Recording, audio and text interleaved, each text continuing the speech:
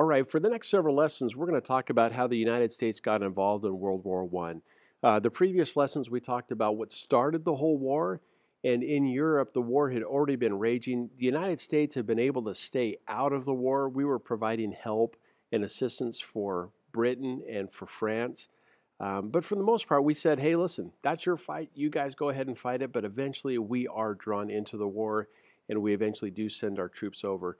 There's going to be four main reasons that I'm going to talk about here, and we'll go through them step by step. The first one is pro-British feelings.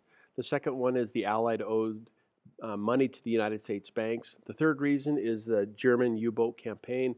And then finally, we're going to get to something called the Zimmerman telegram. And all these things are going to lead us to getting to World War I. Now, first of all, pro-British feelings. We have been allies with England for quite some time.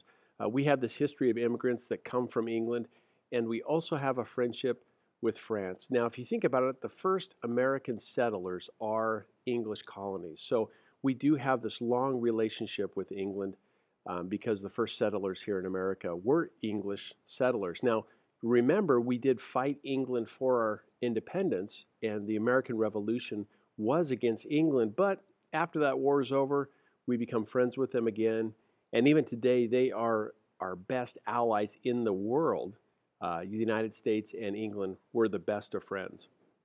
What had happened, though, was England had cut the underwater transatlantic telegraph cable that went from North America to Europe. And this was the way to mass communicate. We could get information almost instantly from the United States to Europe and from Europe to the United States. Well, Britain goes ahead and they cut that.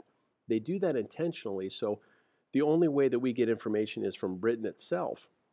And all these news reports that were coming to us were usually pro-British reports. They're not going to tell the bad things they're doing or really tell both sides of the story. It's going to be mostly from the British perspective. Some reports even claim that Germans were using enemy corpses to make soap and fertilizer. So here in America, we were getting this idea that, man, the British are okay. The Germans, man, these guys are horrible. Look at some of the things that they're doing. So number one, pro-British feeling. That is going to get us one step closer to entering World War I.